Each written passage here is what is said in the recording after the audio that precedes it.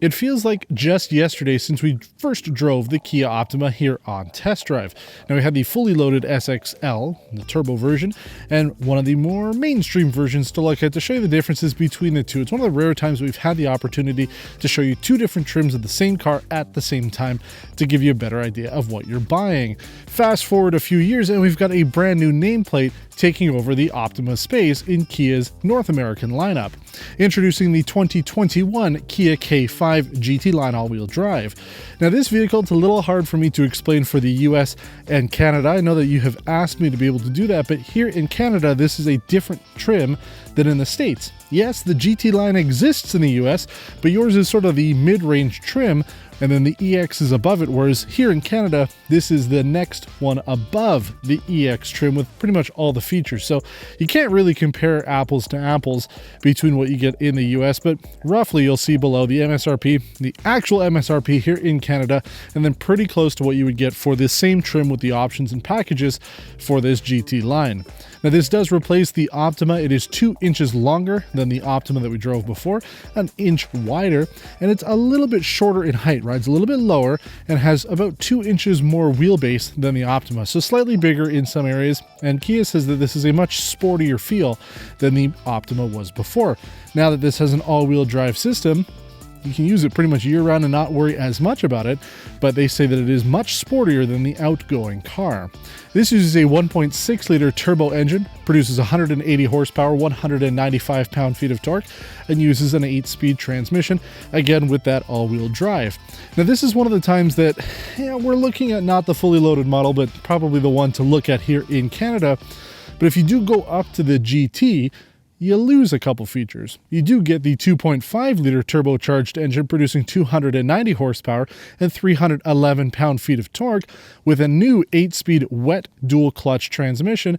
The problem is you lose all-wheel drive. Now, Kia says they've done that so that they don't step on the toes of the Stinger, making that the true performance sedan with all-wheel drive, and then making the front-wheel drive GT version of the K5 sort of an entry stepping stone to get into that without getting into that territory. Personally, I think for $2,000-$3,000 they could add the all-wheel drive to the GT. It's still going to be a little bit less, about $7,000-$8,000 less than a fully loaded Stinger. But what can you do? At least for now, this is the one that I think will sell the best here in Canada, and those who are looking for a sportier experience can go up to the full GT. Now, Kia markets this all-wheel drive system as all-weather drive, and they say that it is the first front-wheel drive based system in a sedan for them. On top of it being an all-wheel drive system, this vehicle does come with a dedicated snow mode in the drive portfolio. We've seen that for a number of vehicles, mostly in the crossover segment recently. A lot of manufacturers are putting in dedicated snow modes, and it's really nice to see it on a sedan. So we are going to be testing that. You see a little bit of snow is coming down now, but not too much. So we're going to have to wait. Hopefully a couple days we'll get a big snowstorm and we can test out the all-wheel drive system in snow mode with the Kia K5. Now the design of this is great. I love the look of it. It's taking Kia's existing design language and pushing it into a new, a little bit more aggressive direction. Everything is very sharp on this car. Nothing is bubbly, and I like how the bottom part of the bumper is more protruded. It sticks out more, and then it kind of comes in a little bit where the grille is, and then comes out a little bit more again for the hood line. I think it looks great. The LED running lights on the front amber here in Canada look fantastic. Out back, they have dash lines across the back. If you've got the lights on it, almost looks like Morse code in a way for the rear light system there. This is becoming a very hot segment now in Canada. A number of vehicles have all-wheel drive in the mid-size segment. Aside from the Kia Stinger, we tested the Nissan Altima. You always had the Subaru Legacy, and Toyota now offers the Camry with all-wheel drive. So there's more and more options for people who don't want a crossover. They want a traditional car, and they want to have all-wheel drive for safety and security in the winter. This is an option for you. Now we're going to jump inside. We're going to talk about how the interior has changed from the Optima, what new is to be expected, and everything else you need to know if you're in the market for the 2021 Kia K5 GT line. The mid-size sedan segment is so good these days. There's so many good choices out there. Everything has really taken a huge step forward. Now, to be fair, we really did like the Optima back when we featured it a few years ago. So they're already building on a very successful vehicle with the K5. Now the name change, maybe for some here in North America seems a little strange. The Optima name has been around for a while, but in South Korea, where this vehicle, more or less originated, despite this actually being built in the US, they all use the K names. The K900 in the US is the K9 and so forth. So the K5 has always existed as that in South Korea. Now they're bringing the name here. I don't know if they're going to be changing the names for everything, but at least at this point, it's a new car. They've given it a new name for us. Interior space here, great. I'm very comfortable. Headroom is good. Rear seat space is comparable to other vehicles we've tested in the mid-size segment. You're not going to have any issues if you're a big guy like me. I like the design of it. We've got this faux wood across the dashboard and sides of the door cards. It looks really good. The fit and finish of it is great. Everything lines up the way that it should, and there are a lot of angles on this dashboard and the trim, so there's a lot of places that it could go wrong, and everything lines up the way that it should. So excellent stuff going on there. Feature wise, pretty good for a $36,000 vehicle. We've got dual zone climate control. Front seats are heated and ventilated with 2 driver memory options, power for both front passengers. You do have heated outboard rear seats and a heated steering wheel. The 10.25-inch display in the center area, it's very good. We've seen it before. It's slightly different though. The UI is a little different than what we've seen from other Hyundai and Kia vehicles. The home screen is very minimalistic and it works.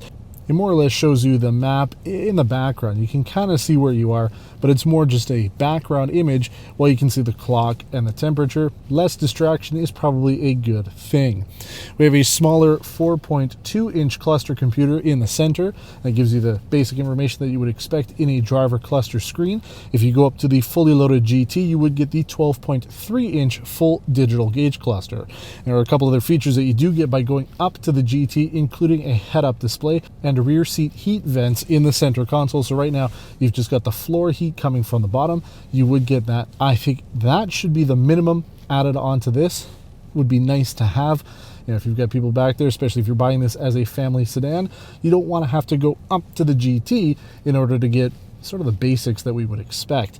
And again, it is a bummer that you lose out on all-wheel drive by going to the fully loaded model. Again, you lose out on some features.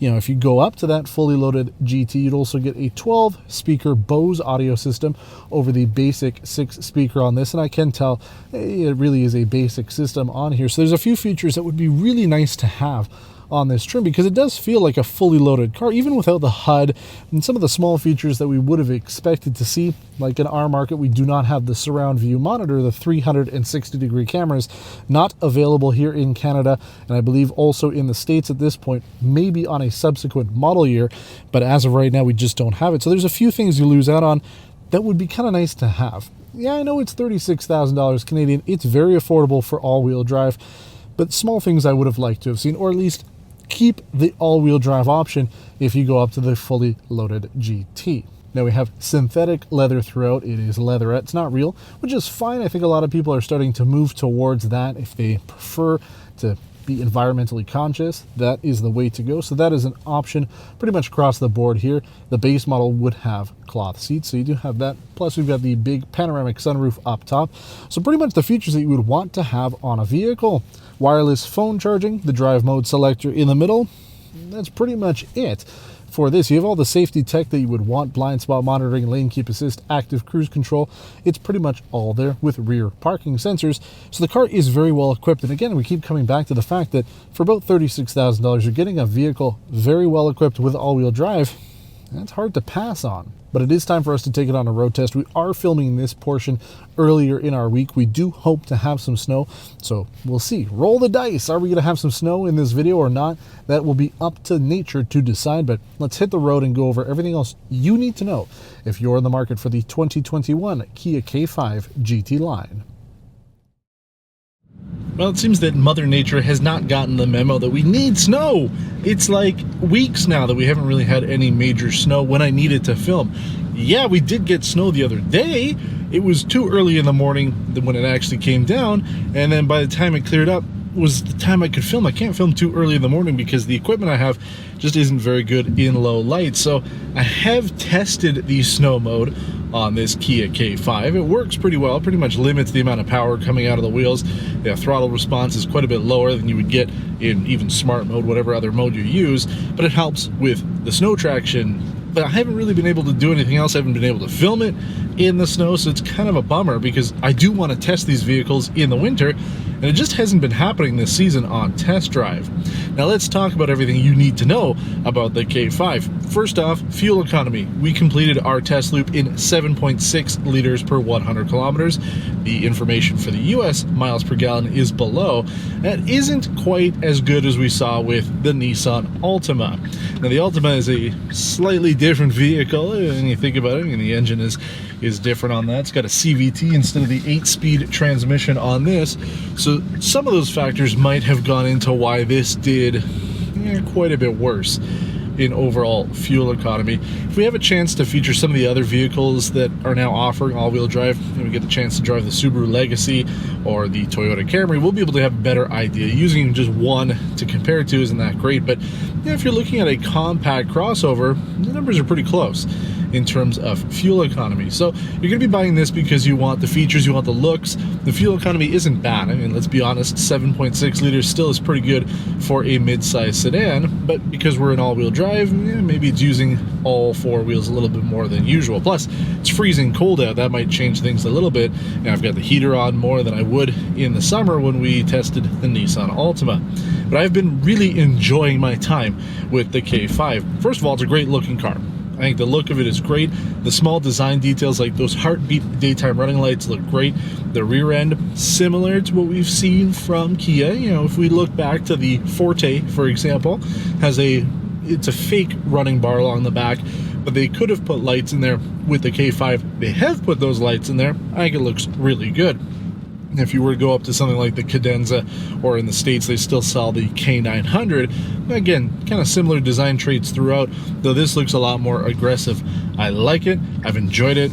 People are looking at it because it's new, and because of what's been going on with the pandemic, it might be a little tough to get your hands on one of these. I've been told, essentially, because they're built in the States and things have been a little slow there for production, unless you've essentially pre-ordered one, or your dealer's pre-ordered one for you, or bought them in advance, you might not be able to get your hands on them for a while just because the production has slowed down. So it's going to be a rare car for a little while. So seeing one of these on the road, you might not right away, but I've seen a couple of them already, and I gotta say that this color, wolf gray, looks really good. I do like it.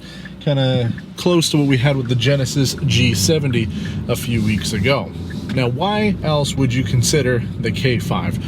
First of all, the ride has been very good, comparable to other mid-size sedans that we've driven. It's not sporty. It's nothing like the Stinger, and hopefully that will be the last time I mention the Stinger in this video. It's soft, like you would want a suspension on a sedan to be, and when you go over bumps, you feel it a little bit, but it's pretty comparable to other vehicles in the segment. Interior road noise is good. Comfort is good as well. It's not like a sporty sit-down kind of cockpit style. I feel I'm in a good position here. I've got good space and good room throughout, so everything about it is what you would want out of a mid-size sedan. I did mention when we were doing our walk around on the inside, it would have been nice to have that rear air vent on this trim for the rear passengers, but aside from that though, you can't really fault the K5 for anything else. It does everything really well, and okay, we're missing a few things from the Optima. As I mentioned, the surround view camera system is not on our models here in Canada, but I suspect they will add it at some point so that we have a couple extra features on it that we didn't get this time around. But I like it. It's enjoyable. It's got all-wheel drive, so you've got that added safety and security when you're driving it in the winter. Do you need it for every market? Absolutely not. Just like we saw when we drove the Nissan Altima, if you wanted to go up to the top trim for that, top engine, not available in Canada, you go with the VC turbo, you lose out on all-wheel drive. Same thing with this, you go up to the bigger engine with quite a bit more power, you do lose out on the all-wheel drive. If you live somewhere that you don't need it, maybe you don't get a lot of snow or no snow at all, then it makes no sense to go with the all-wheel drive, right? Go with the best and get the turbo and have some fun with it. But if you were thinking that this was going to be a baby performance car, kind of a stepping stone in terms of overall performance to some other vehicles that Kia makes in this segment, it definitely isn't. This is meant to be a family car. It's got the security and safety with the all-wheel drive. It's got the comfort. The design is great. I really like it. And I'm not silly. I'm not stupid. I have read online some journalists, maybe some of the early vehicles that were out, some people did say that they had an issue with throttle response, similar in fact from what I've read to what I experienced when I drove the Nissan Titan about whatever it was 5-6 months ago. I haven't noticed that with this, and maybe that was just an issue with early production vehicles, but I have been testing it because it's something that I saw online and I want to make sure that I'm as thorough as possible, and so far I haven't experienced that. Yes, when you do come to a stop, I do feel that much like the Titan, it does almost want to like turn off. It's like it drops the RPM so that it saves a little bit of fuel because there is no auto stop start system, but I haven't noticed any full out throttle delays. When I want to go, the car goes. If I'm at a stop sign and I go off the line, it works the way that I want it to. So maybe that was just a small hiccup with the first pre-production or early production models, but so far this one, no issues whatsoever. If you're in the market for a mid-size sedan, you want something comfortable, you want something that looks great, and I know that looks are subjective, so maybe you won't like it, but I do, then this is definitely one to consider. I know I've said this before when we feature vehicles from South Korea, but it's so important, and it's something that I want to reinforce, that the Koreans have shown us that they are serious. They want to be taken seriously in the automotive world, and they are no longer sort of the entry-level cheap car that you buy just to throw away after a couple of years.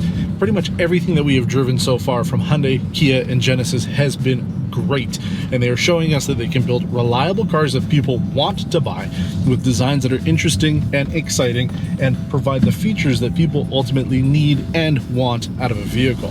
So if you're in the market for a mid-size sedan, this is such a changing, evolving market now that all-wheel drive is becoming more or less standard across the board.